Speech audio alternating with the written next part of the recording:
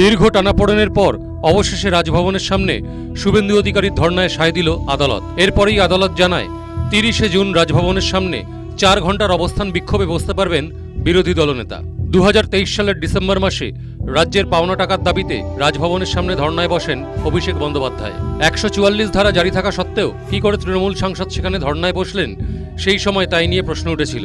এরপর বিরোধী দলনেতা শুভেন্দু অধিকারী ভোট পরবর্তী হিংসায় আক্রান্তদের নিয়ে রাজভবনের সামনেই ধর্নায় বসার অনুমতি চান। প্রশাসনের কাছ থেকে সেই অনুমতি না মেলায় আদালতের দ্বারস্থ হন শুভেন্দু।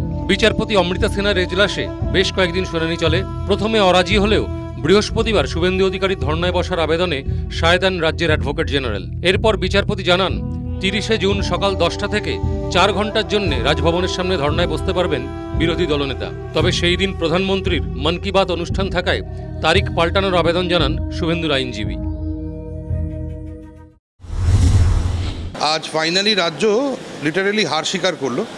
আজকে এসে রাজ্য আদালতের কাছে জানিয়েছেন যে রাজ্যের কোনো আপত্তি নেই, যে জায়গাতে অক্টোবর মাসে তৃণমূল কংগ্রেস ধর্না অবস্থান করেছিল 5 দিনের জন্যে, সেই জায়গাতেই যদি অবস্থান করেন আর কি শান্তিপূর্ণ অবস্থান মাননীয় বিরোধী দলনেতা, তাহলে এই রোববার করতে পারেন, তাতে রাজ্যের কোনো অবজেকশন নেই। তো আমরা আদালতকে জানিয়েছি যে এই রোববার তো সম্ভব নয়, কারণ এই রোববার আমাদের প্রি শিডিউল্ড শুভেন্দুবাবুর প্রোগ্রাম আছে মন কি বাতের।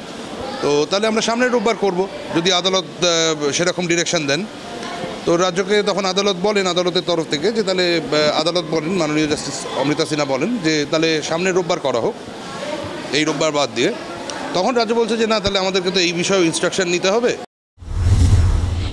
বৃহস্পতিবারই রাজভবনের সামনে ধর্নায় বসা নিয়ে মন্তব্য করেন মুখ্যমন্ত্রী মমতা বন্দ্যোপাধ্যায়। মুখ্যমন্ত্রী জানান অভিষেকের ধর্নার সময় 144 ধারা জারি ছিল না। অভিষেকের একবার রাজভবনের সামনে ধর্না দিয়েছিল, সেটা তখন 144 ছিল না, নর্থ গেটে যেটা করেছিল। যারা আজকে ইস্যুটা তুলে রাজনীতি করার চেষ্টা করছে, যা করব আমরা সবই তাদের করতে হবে।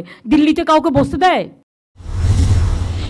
মুখ্যমন্ত্রী সেই বক্তব্য উঠে আসে বৃহস্পতিবার এজলাসে।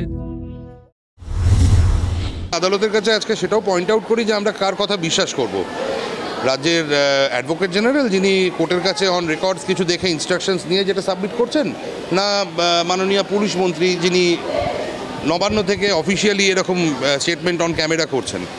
তো আদালত শুনে সেটা মাননীয় অ্যাডভোকেট জেনারেলকে জিজ্ঞেস করবেন ভেবেও তারপরে দেখেন যে সিচুয়েশনটা এম্বারাসিং হচ্ছেন, তখন আদালত মন্তব্য করেন হচ্ছে যে মনে হয় যে অ্যাডভোকেট জেনারেলের বক্তব্যের ওপরেই বিশ্বাস রাখা বা ভরসা রাখাটা বেটার হবে।